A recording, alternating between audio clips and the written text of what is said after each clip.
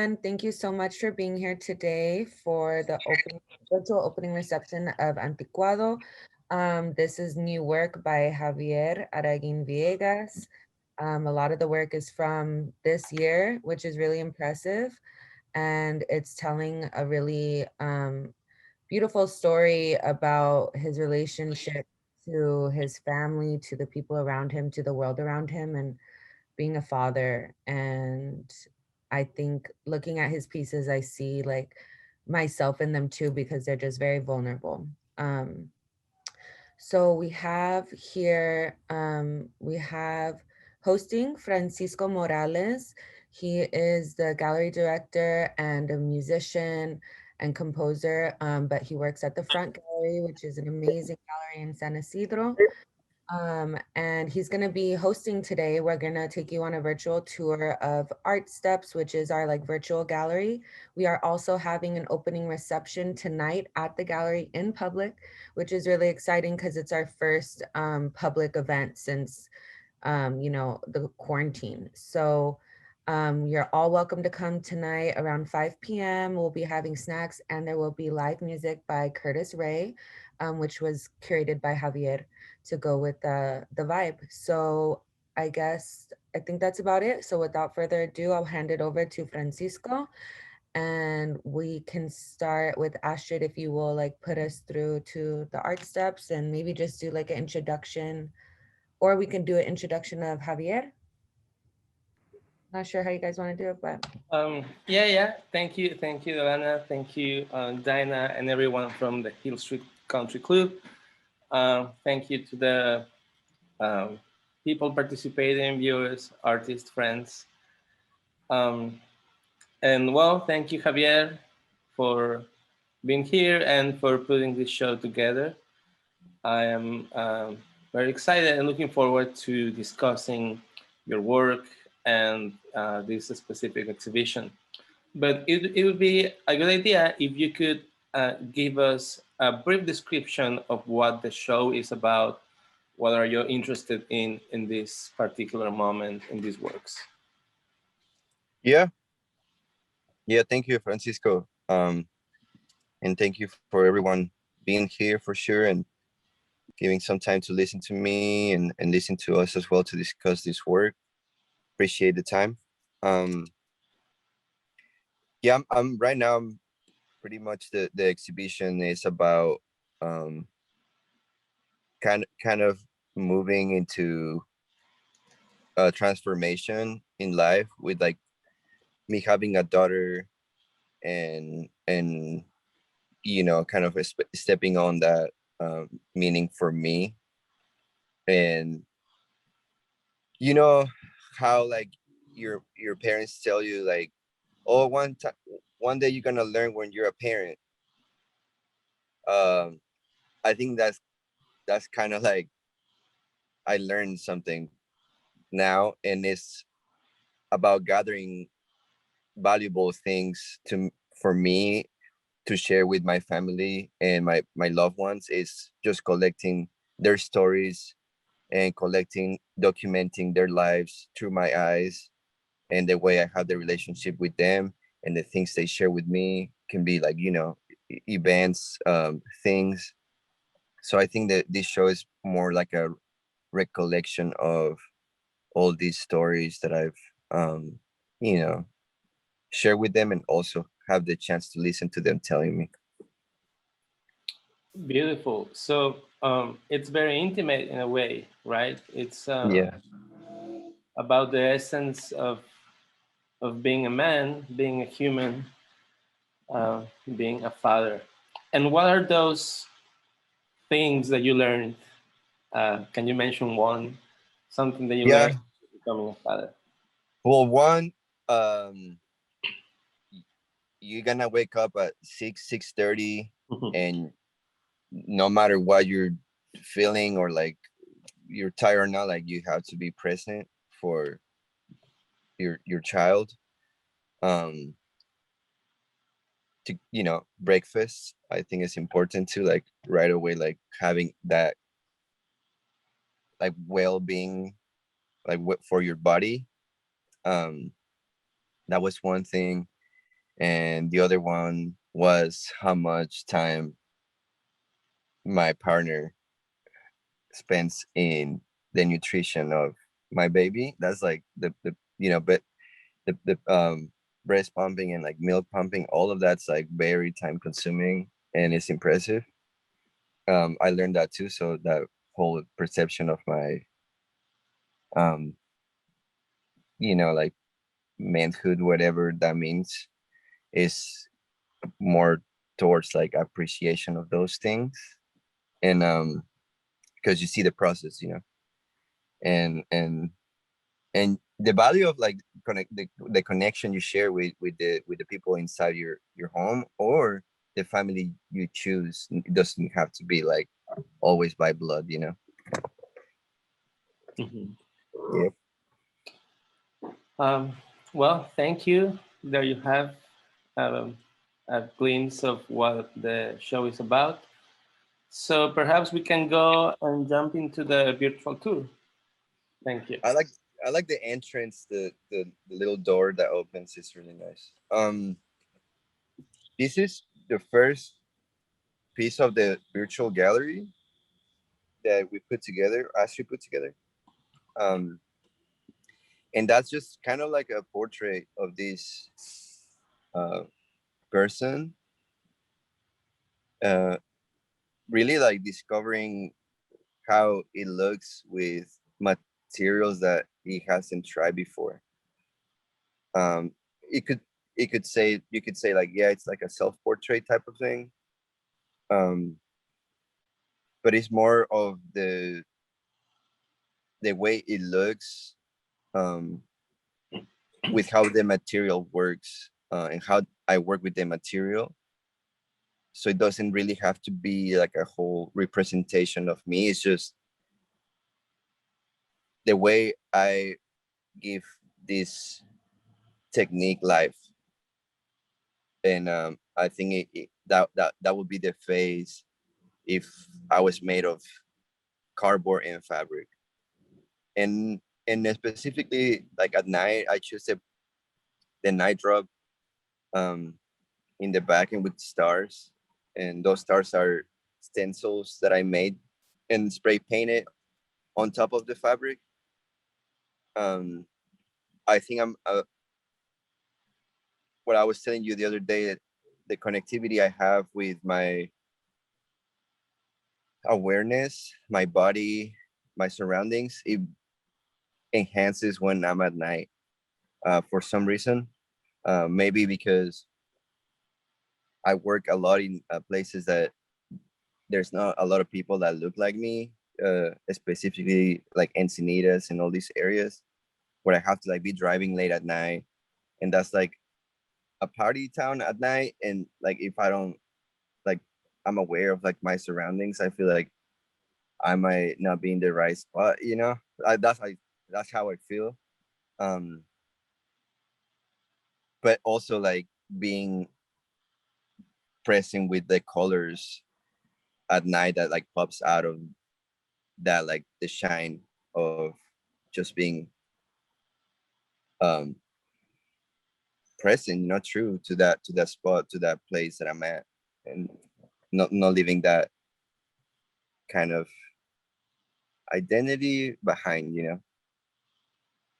Um, do you feel surprised in this moment? Do you feel that amazement in your life?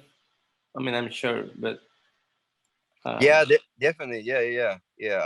You know, I got a raise at work. Like, there's a couple of things I've been like going great for me, and just meeting and working with like the hill street and like all that stuff like really impresses me too. So I think that's kind of like it even though it's at night and it's dark, like this portrait looks pretty colorful. yeah, it does. Definitely, it does. I would like to talk about this portrait in a little bit after we see other pieces. Okay. So to see like the difference in techniques. Okay. So can we go to the next piece, please?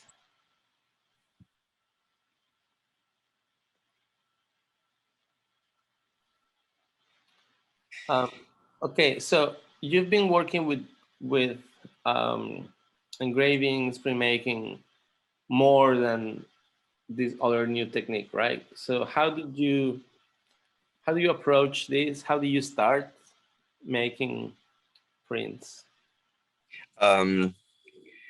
It really all starts with a lot of like daydreaming of like visions and stuff. Um, and that it allows me more to create like a more complex image in my head of what I want to do. Um, and and it allows me to think about the image I'm seeing. You know, I'm like, what if I made these flowers hold holding a baby with their roots? And I start thinking about flowers, you know, as I start thinking about like what kind of flowers are these? Like what kind of uh things are they representing, or like what, like where they live, or what are they doing? And those things is my own conversation with my piece. And Mm-hmm. and I look at like sunflowers on this one, and I try to create my own illustration of sunflowers. Um, and more because it's like the way the sun is like right in between them, that makes them like kind of show up for themselves, you know, or like for their own individual like space that they have, uh, like between them. And at the same time, like at the end or at the bottom of it, it really connects to how much they're, you can say like they're feeding, they're like protecting, they're just, it's even their own like um food from the plants, you know what I mean? Mm-hmm. Because it's like on the surface of it, I mean on the bottom of the surface. So Yeah. So the flowers are also feeding from this baby, right? yeah, yeah, exactly, from this little creature for sure. So it it's really like an ecosystem that I think about, like the imagery of like, does it does it make sense for me to be asking these questions, or it's just kind of silly, you know what I mean, like Mm-hmm. Mm-hmm. that. Yeah.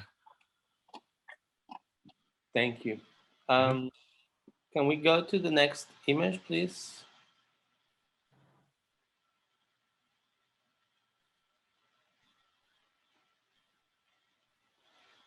Okay, so here we have another plant, another Mhm. root system, another connection between uh, people and the um, the symbol of trees, of underground. Um, what can you say about this piece, Javier? um I think I try to work with, I try to image first like natural elements, um that I can control, you know, like trees, like whatever I want to say about them, they're just there, you know, they're not,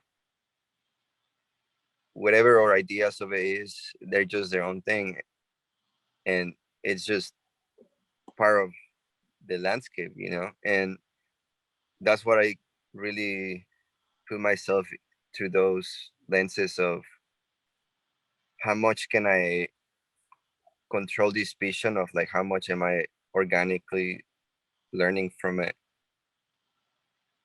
and and that's why I look towards these elements in nature, um in relationship to um us and the familiar. So this one is about these ladies like braiding the trees roots, um decorating it, like making it more like sustaining it, pretty much like holding it. in a way that like all of these branches that they're putting or like they're blooming have their own space to like develop their personality. And I think that's like the love that I share a lot with my mom and like my grandma, like my partner, my people, like the the very strong women in my life that always have shown me how to love and have to be like, I don't know, more aware. Uh, and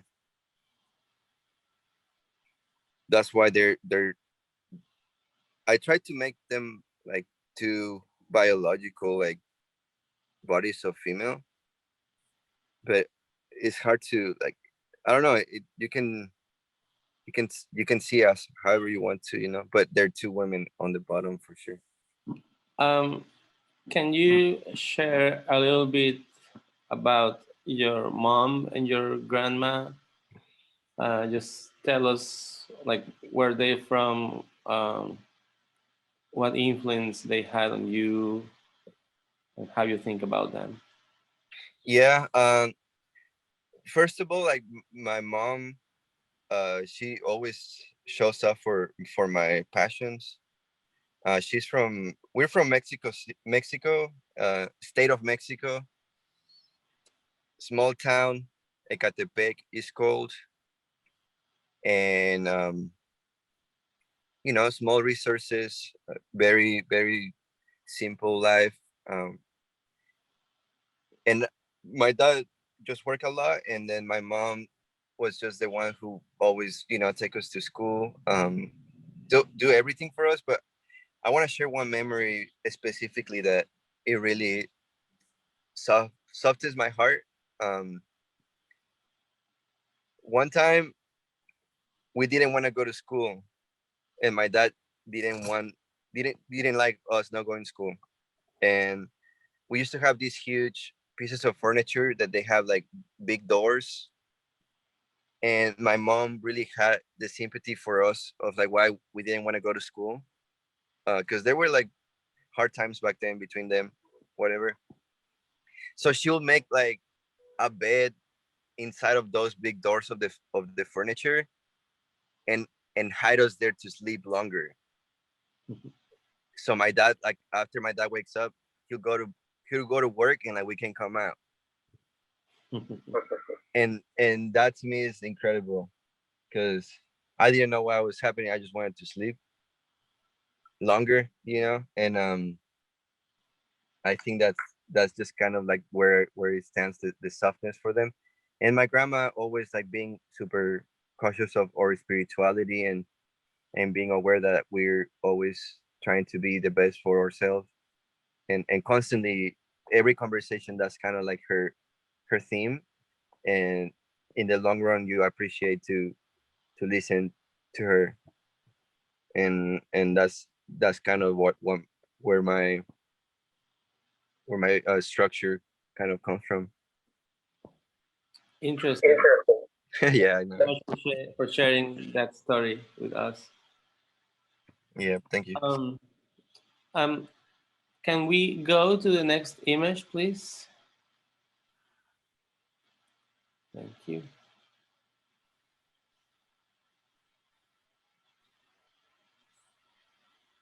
Okay. So what do we have here, Javier? This is a house that is being like clean, like a cleanse. um the figures that you see, like the monster like figures, are alebrijes.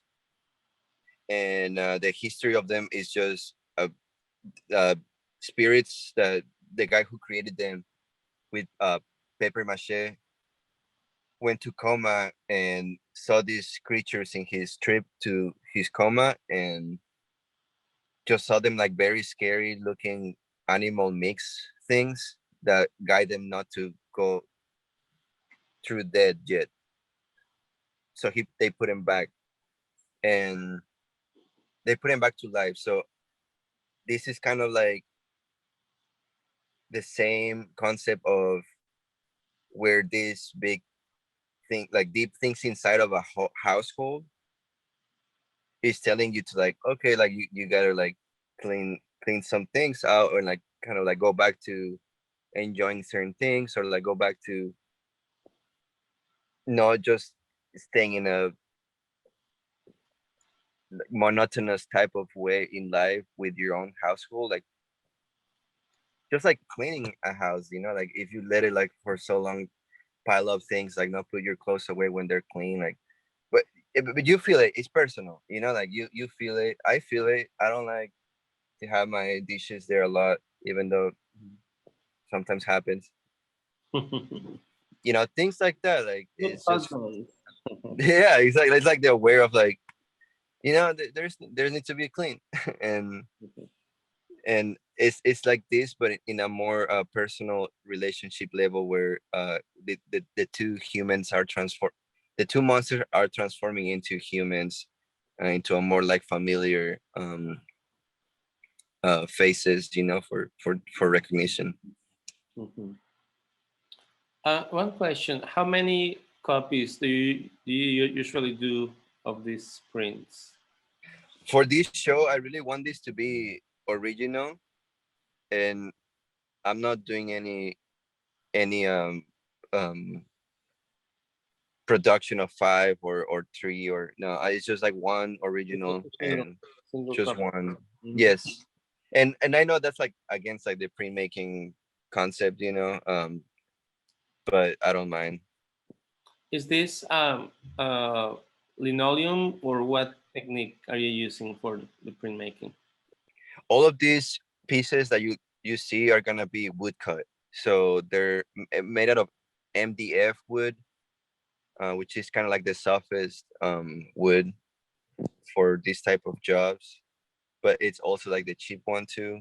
um so you can probably have or can create like at least like 50 of them, and that's it. Like the wood is too much, too inked, and it'll be too messy. Mhm, mhm. Nice.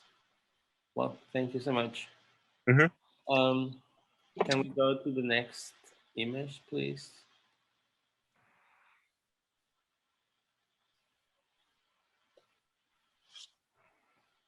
How many of these pieces with this technique uh, do you have in the full show? I did four. Four. Yes. So what's going on in this piece, Javier? um this was this were made through the pandemic too, and this is like my newest discovery of work and ex- and communication. So this one was about more the concept of collaboration. um and I don't know, it just seems very chaotic all the time outside, you know, like news and what's going on around the world, how much you sympathize with the problems can create a little more of awareness, and with that awareness just comes a little more work. So I think just being around those um issues that that needs to be paid attention to can needs like this type of collaboration to build something better, or like at least in your own circle of people create something that is a little more organic and and you know, like you plant a seed and like you just keep feeding it mutually, so it grows the way you imagine it. And this is it, you know. And also I want to acknowledge that a lot of the the inspiration that I have is from Black culture, and also a lot of the things I listen to, a lot of the things that I see in America and in general now is a structure of Black culture. So I don't feel like I need to hide that, and that's why you see the diversity in my pictures. You mentioned the other day that you are also using these new materials for you because you wanted to have materials that are safe for your baby. Yeah, yeah, Can you elaborate yeah. on that? Yeah. Because I was using a lot of like blades and like staple guns, and the staples will like get into the carpet, and Hendrix's were in a point where like she just grabs something and wants to put it in her mouth. So on these ones specifically, I was driving from Vista to San Diego to my mom's house to work on it, just because I didn't want Hendrix to get the staples, or I imagine like a lot of bad things happening. So I'm just glad that I did them, and I don't have to put Hendrix at risk anymore in my own head, I guess. Yeah, the catastrophic fantasies. Right. Right. A lot of new parents have them. Seriously, seriously. That's what I understand. Okay, thank. Right. Yeah, Yeah. it happened to me too when I just became a parent. I was just fantasizing with so many tragedies that could happen. You know, like uh, it was it is not a nice thing, but I think also it's normal and it yeah. just disappears over time. Oh man, I hope so. Okay, so can we go to the next image, please?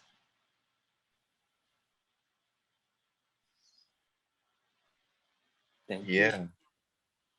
Nice view from that window. Honestly, I want to take a break over there. Um. Yeah. This one is probably one of the favorite ones that I did. Um. In the woodcuts too. For how it came very very natural, and I did them in like 3 hours. This one, like I was like so hyped on the idea that like I couldn't stop. Um. And it's like you play Serpientes y Escaleras, right? Yes, of course. Yeah. So the snakes and ladders game. Um, my mom loves board games, and that's the way to connect to us. Is that game a thing here in the USA too? Do people play that game, or is that only a Mexican thing? I don't know. Who can answer that question? Yeah, I don't know. Uh, should Shoots and ladders. I believe it's well. I think it's Yeah, I mean, it's similar. I'm pretty sure there's a version of it because it's a fun concept, but just the way like the way you know Mexican people portray uh, a board game. It's so deep because like the the images on the board are so tragic on the snakes. They're like, oh, if you drink, like you throw the dice, and if you land on the guy who's drinking, that there's a snake and it's gonna take you back to the beginning or near to the beginning, and the guy's like all wasted in a couch. And it's like, whoa, this is random, like for kids, all right. And then the ladders is like if you study, like you go to like something super yeah. successful. It's a very moral game, right? About how to be a good person and Yeah. good member Yeah. of society. Yeah. So the ladders take you up, and you can Yep. even jump lines. So the goal of the game is just get to the final frame. You know, you're just walking through different frames, and when you get to a ladder, you can jump. Yep. Jump up and go up, and when you get to a snake, you go down. And usually the snakes are, yes, drinking, partying. Yeah, like Uh, they're like close to an edge, and the kids fall, and like the kids like crying. You know, like it's all this imagery that I was like, whoa, this is some type of learning, and my mom loved it for some reason. Like, let's play snakes and it is a ladders, fun game. guys. I used to play it a lot too. Yeah. Right? So it's fun, and it's educational culturally, I think. But like you said, it also brings a lot of morale and perception of, like, you know, wants to be a good person and all these things, and that, but that can also be in relationships, you know, how you play, not play, but like how you treat these frames, and I don't know. I feel like that's all. Like that's life in general too. You know, like just being careful and just trying to get those ladders. You know. Yeah. Thank you, Javier. Yeah. Yeah, that is a very simple but strong print. We have a comment here. I Yeah. am Stacy. I am also thinking about how serpents are sometimes associated with feminine energy versus capitalism as patriarchy. This is my favorite one so far. Yes. Yep. Uh, you're right. You're right. The serpent is associated with the But feminine. that, and that's the thing. You know, like that's the play. That's the way I see it personally. Is how much in pre-Columbian culture the snake was a powerful thing, and study through those times and the ancestry of that, it really doesn't have a very um prejudice on like the symbol of the snake. Is more like the balance between those powers, and it still have a life of its own, and it's powerful of its own, and it always not doesn't lead to a bad ending, you know. um and that's the interesting thing when you look at these type of cultures that you were raised from, and like your ancestry in Mexico is from, and that's a big part of the culture, of not seeing things as like what why American culture sees as moral, or like why American culture doesn't seem as like religiously appropriate, things like that, you know. I do think a lot about, and that's what I'm not afraid to kind of show this imagery, or like feel like I'll need to be like, oh, this is gonna be too dark for whatever, Mhm. you For the know. Yeah, exactly. Yeah, I feel that yes, there is a lot of comparison and a lot of things that um, I mean, when you move from Mexico to the USA, uh, there's a cultural shock, of course. Things, Mhm. values, and things that you consider um, appropriate might not work here, or things that you consider, something that is going to cause some probable harm to society, to community, are used and part of the society here, and vice versa. So the cultural shock never ends. That And is true. can we go to the next image, please?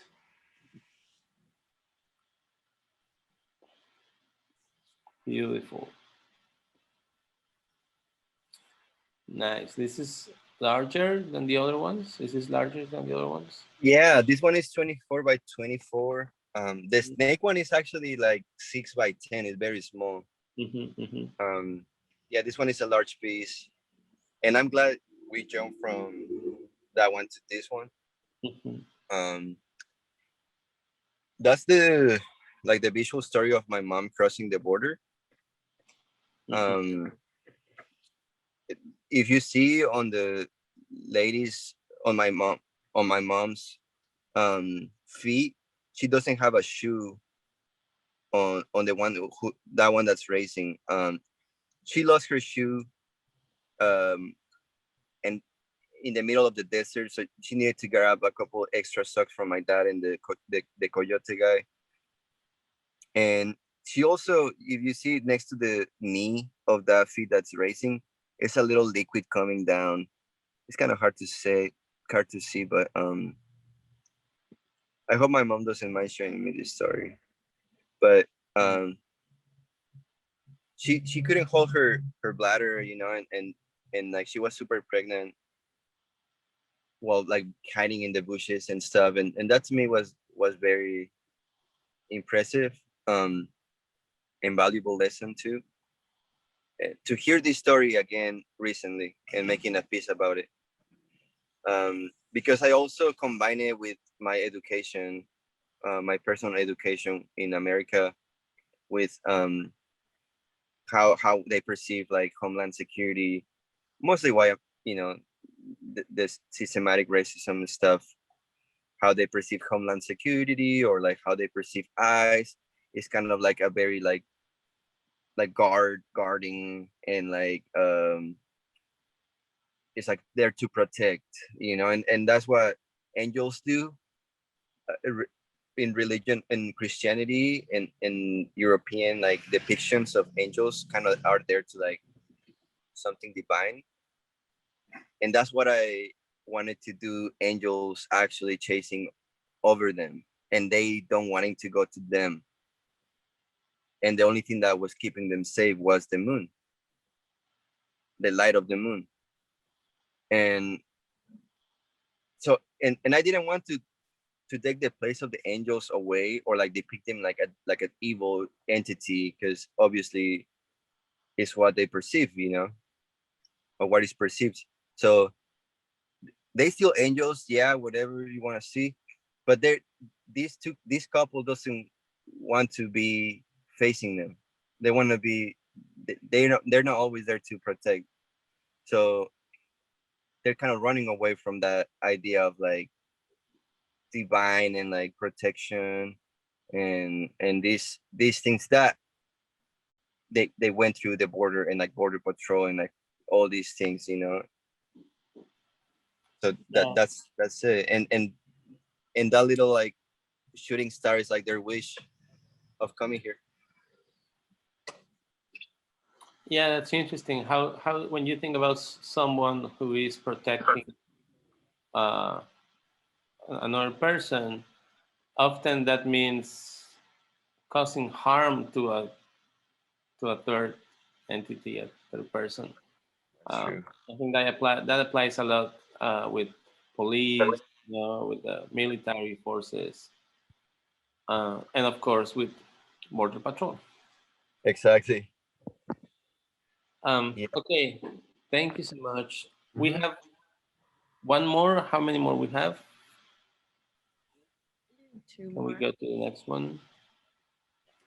And just as a side note, for whoever is watching, I decided not to put all the pieces in this, so you can come and Yes, of make course. your, make yourself more familiar with the pieces in person now that we can. Okay. Uh, can you talk about this one? Yeah. That's my first one, trying this technique, and I was feeling very, very connected to Kianna, and very protective of her too, um, when she was pregnant. And one thing that I really wanted to do was for her to feel special and seen. And so that's why I made this piece. Beautiful. And And the blue eye, same thing. Like we were just my like social awareness of what's going on around us in my own eyes. And the foliage and the flowers are just there to, regardless of like the surveillance or whatever we're we're being put on, um as brown people, or like historically the way where we at. There's still those things around you that really bring you a lot of beauty in your life. Nice. Thank you. Thank you so much. Okay, so this is the last one, right? It's another print. Yeah, woodcut. Yeah. It's another woodcut. Yes. So, what is this about? That one is that's my kitchen. That's like kind of like what I depict my kitchen. And but also, we went through a lot of change, being like turning into parenting, and like a lot of like self-discovery, me and my partner, and a lot of like conversations that needs to be said before going into full on like parenthood.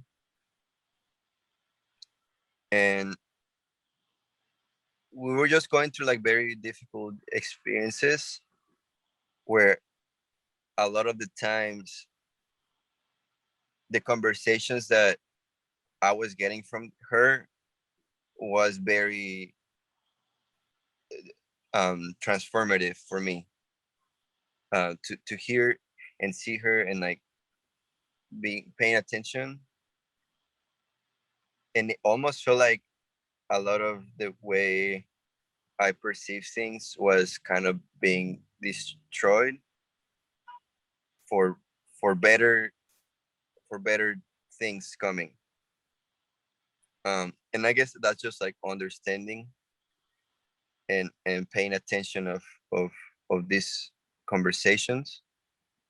And that's how far I wanted to take it, where I saw some of them being very strong, where it was like a volcano. Like it was so natural that you cannot contain this, and you cannot contain this force that's coming within these women's stomach and gut,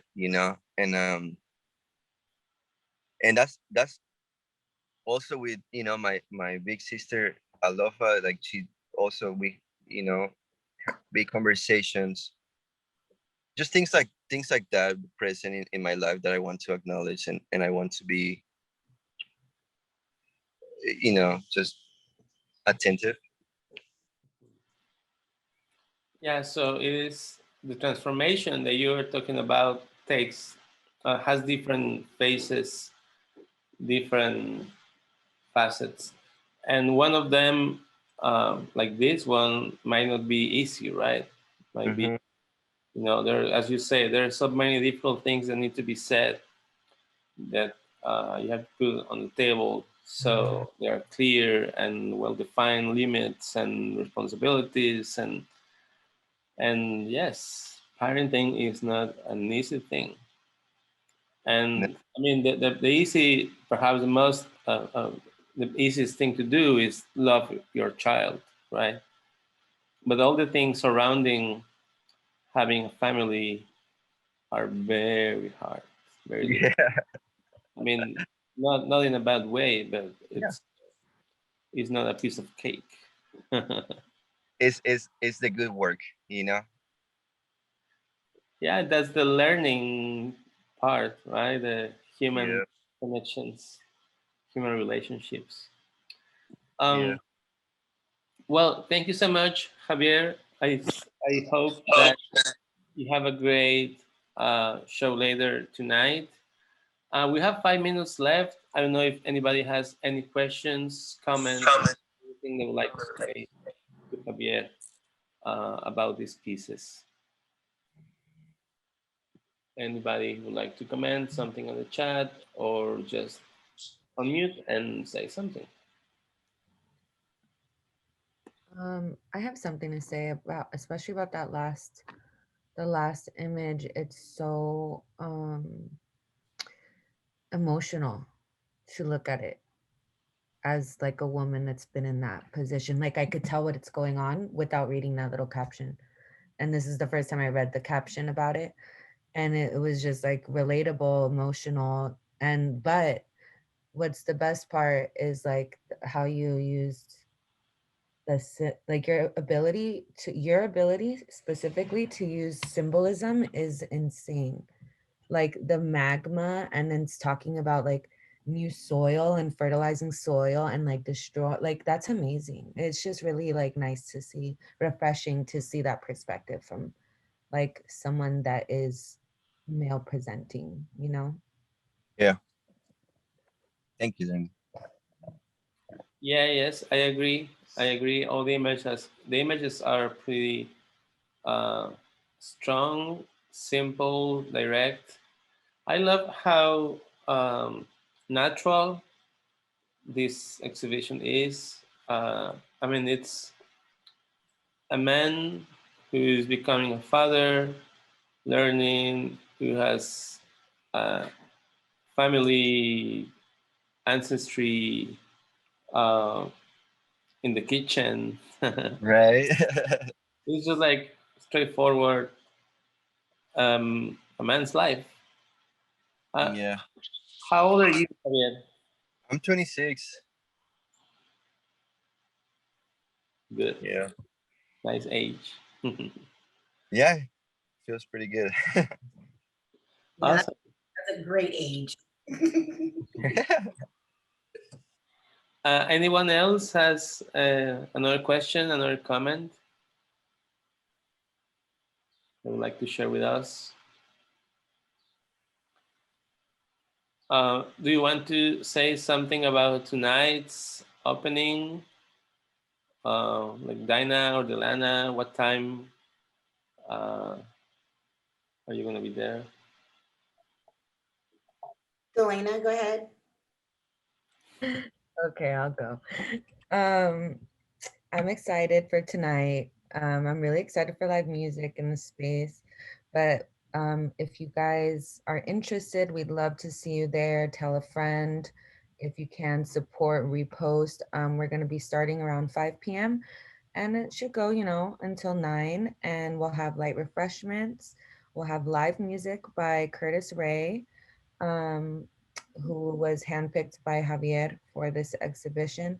And like Javier said, like there's a lot of pieces that are not in this Zoom because we did want people to come into the gallery and get to like see these works in person. A fun thing is that there is actually paintings as well. So not just the um, xylographs, I think that's how you say. Hmm. Not just the xylographs and not just the cloth cardboard pieces, but there's also some paintings. He's a really talented painter as well. So I think that about covers it. If you guys want an opportunity to meet Javier and just like talk with him, this would be a great time to go. And we are excited to see all of you there. Also, Javier, talk more about Curtis, because last night Curtis was in the gallery with his instruments and he was like freestyling. Can you talk more about that process? Yeah, definitely. Well, I met Curtis through my work through Eve. I work at a vegan restaurant. I cook and I serve there. And the community is sometimes in there, in Encinitas specifically, not familiar with there a lot or hang out a lot in those areas. But I met Curtis and his partner, Lily, who was a history major. And Curtis talked to me about playing and like jazz music. And one time we just connected in a very emotional way, and he started playing music, and it really like resonate to the feeling of the moment. And he studied specifically jazz in Texas to to improvise. So it's not very, it's not like a very rigid musical sound. It's very environmental. The way he just comes in a space and feels the need to play a specific tunes, he'll do. And I just show him my work, and I thought my work feels very organic to me too. And I've always been a very fan of music and seeing work with music. And he just really doesn't want to be like the main person to be looked at. Like he's gonna be playing, but he doesn't want to be looked. I think he wants just to experience the pieces while he's playing. And we want that too, because it really is gonna draw you to the movement of the piece if you let it, and it's gonna feel very, very like antiquated in a very good way, for real. Like it's not, just don't rush into like be always like, what did you say yesterday, Dana? Like trying to be always like, What did I say yesterday? you say like, oh, don't rush to be um like what's in, like what's cool right now, like accurate. Don't rush to be accurate, something like that. I think I was just saying like,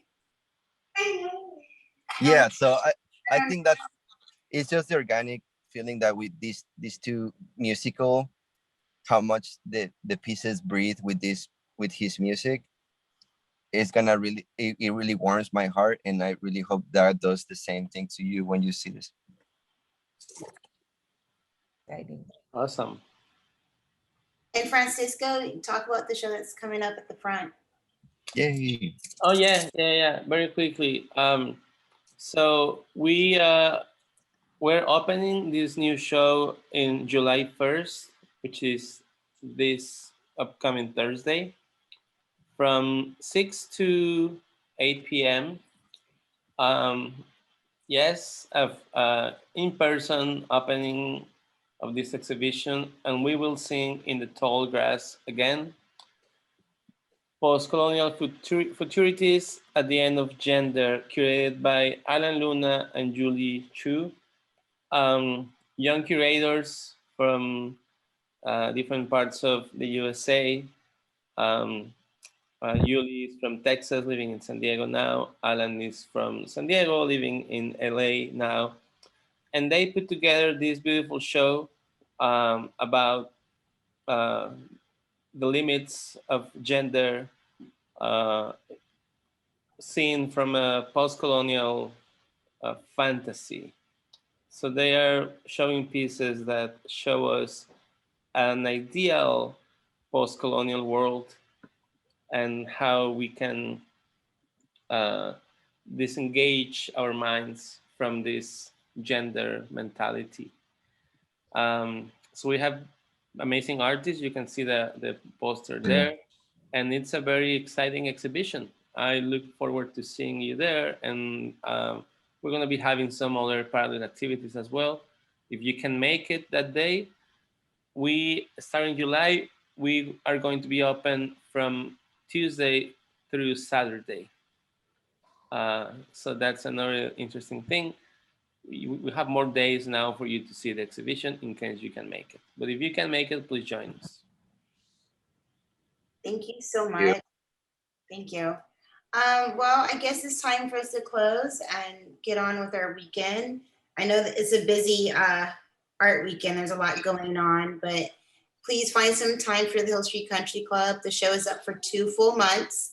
And after this conversation, we get to plot and plan programming accordingly now. So thank you for joining us in this process of our programming. We appreciate it. And don't forget, we have our first fundraiser gala in July, high tea. So tickets are on sale now. They're going, and I'm really excited.